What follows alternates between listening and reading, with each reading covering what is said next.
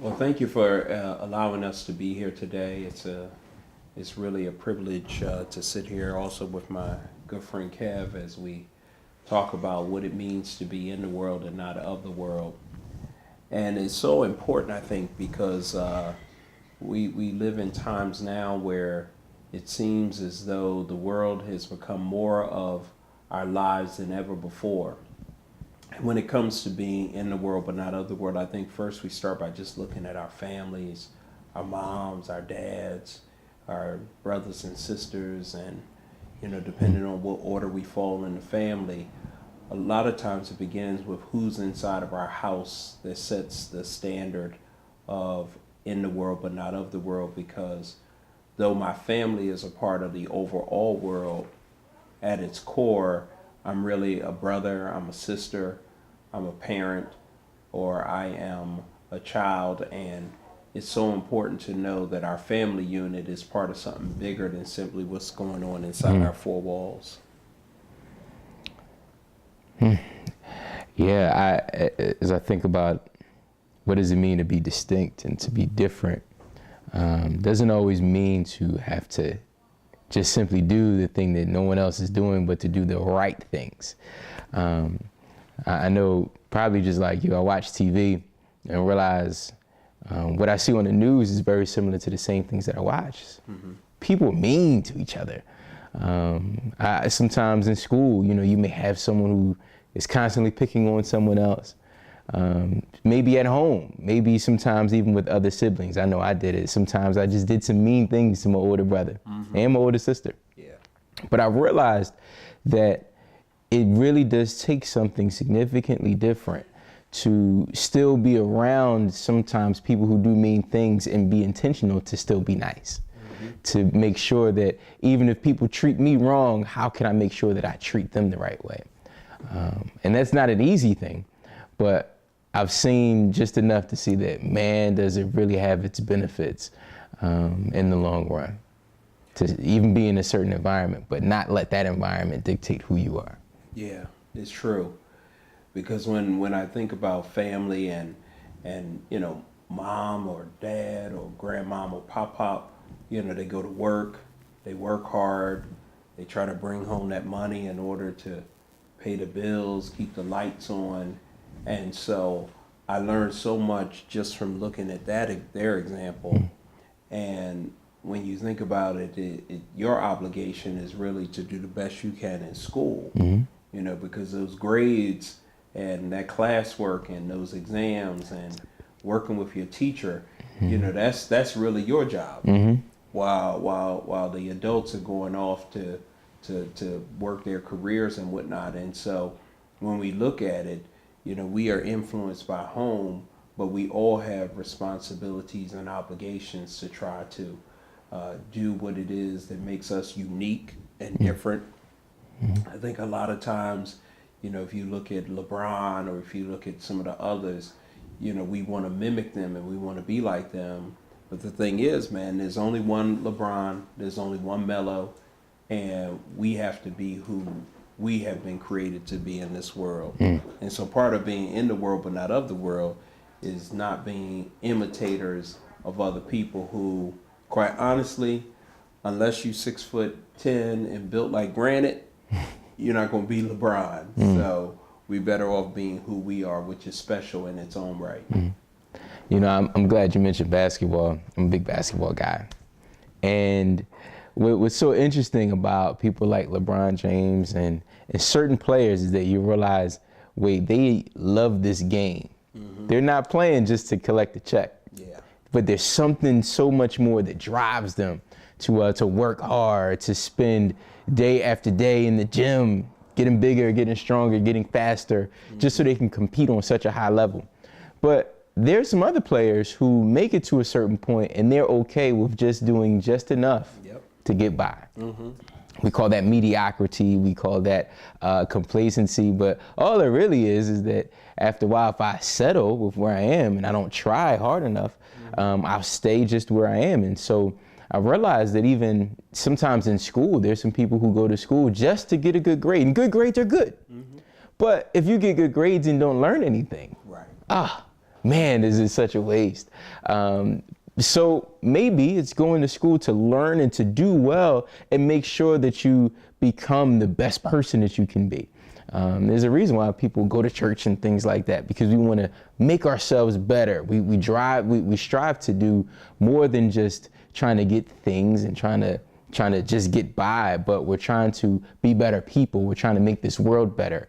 And even if the world itself is a sometimes scary place, and even if sometimes people may try to convince us to do just enough to get by, we push beyond that, because maybe we were made to be more than just a consumer, or more than just a person who eats food and just goes to school, but maybe we were designed to make this world better. Mm-hmm.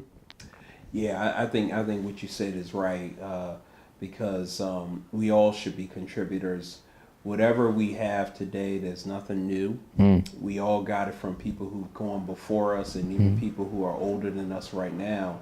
And we have an obligation, like you said, to be the best we can be and build on the building blocks we have. What you do in third grade is going to influence how well you do in fifth grade. Fifth grade is going to influence how well you do in ninth grade. I was reading a story, when you talk about commitment to excellence, I was reading a story about this high school senior who had applied to all 8 Ivy League schools and got accepted into all of them. And one of the things that he said was that ever since he was younger, he aspired to be the best he could be in class. And so even though he would get A's, obviously, and even though others would get A's, he was always committed to trying to max out what he was good at. There were kids who were better than him in math. There were kids who were better than him in English. But what he tried to do was be the best student he could be in English and math. And so now we see the results of it, that here it is, he can pick and choose where he's going to go to some of the best colleges in the country. And so again, just that whole thing of building blocks, man, and trying to be the best that you can be. Because you know, a lot of people would tell you school is lame, that you shouldn't be about school. And one of the distinctions about being in the world and of the world is going after who God has made you to be. One of the things that I think is important about being in the world and not of the world is also being a well-rounded individual. I think our bodies are important. You know, it's an old saying, but it's true. You know, you are what you eat. And the fact is that, man, I love some junk food. And I love to indulge in some chips and all this other stuff, drink a good Pepsi. But the fact is that I got to balance that out by making sure I eat enough of the greens, and I eat enough of the fruits, and I eat enough of those things that are going to enable me to develop healthy bones and to good structure. And a lot of times, man, you know, depending on your mom or your dad or whoever cooks in your house, they can sometimes lay out a nice plate for you. But the fact is that if you off at the Chinese restaurant down the street eating, a lot of times you may not be eating the best things that are for you. And so even though these things are in our neighborhood, in our community, again, you want to make sure that you have long-term health and those healthy habits that can carry you on for a lifetime. Wow, I was just thinking, it seems like sometimes it's hard to do the right thing or eat the right foods, because sometimes that food is not good for me. It tastes so good. Oh man. And I even wonder, I remember growing up, I had some friends who would sometimes go to, it was a candy store near our school. And sometimes they would go in after school and they would distract, you know, the one person working there in the store, and they would steal as much candy as they could, and they would run out. And then on our way home, you know, they would talk about how much fun it was to steal, and I wish I could say that I didn't have fun with them doing that, but I realize now, not only was that a terrible thing to do, but there were some real consequences that could have came as a result of that, even though in the moment it seemed like a fun thing to do. And And this thing of being in the world and not of the world may mean sometimes pushing back against some things that may taste good, or some things that may feel good, or some things that may seem fun in the moment, but aren't good for you. Oh yeah. And it's a tough lesson that sometimes even as grown-ups struggle with. Yeah. Of how do I push back and say no to some things that may feel good, or some things that I really, really want real bad, but if it's not good for me, maybe I should say no. And so being in the world and not of the world definitely means having to make some hard decisions, but thinking about what do I want my life to be down the line, just like that student that you mentioned. What do I want my life to look like? And then making those decisions when it matters to make sure that I do the right things to make sure I end up at the right place at the right time. Yeah, but what you were saying is so important when we think about peers and how peers can help us for a lot of positive things. And if we're not careful, peers can shape us even when it comes to negative things. And so depending on who you roll with, whether it be in the lunchroom, whether it be at recess, whether it be on the school bus, who is in your crew in the neighborhood, it can be for good stuff and good positive things. And I think that that's important. The thing is that, you know, none of us have been created to be followers. And we have to know in advance what lines we will not cross. Like you said, stuff just rolls up on you. And you have to condition yourself in advance to say, am I going to be a part of bullying that other person? Or am I going to be the part of the one who does the smash and grab and takes the candy in the store? Or am I going to be a part of the crew that joins up for the flash mob? But on the flip side, there's peer pressure for good. Am I going to be part of the study group to learn that new language? Am I going to be part of the group that goes to learn how to play an instrument or how to be in the school play? And so when it comes to peers, we have to decide and make a decision on what we're going to do, but we have to make those decisions in advance.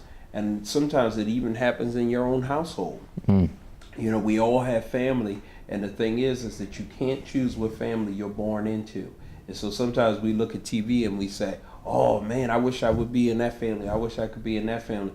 And let me tell you, the truth is that the family you have is the family you have. And so you've got to learn how to work within the confines of the family you have to get all of the strength, all of the good, but then the stuff that's negative, the stuff that may not be healthy for you, learning how to not let it influence you to cut off your potential.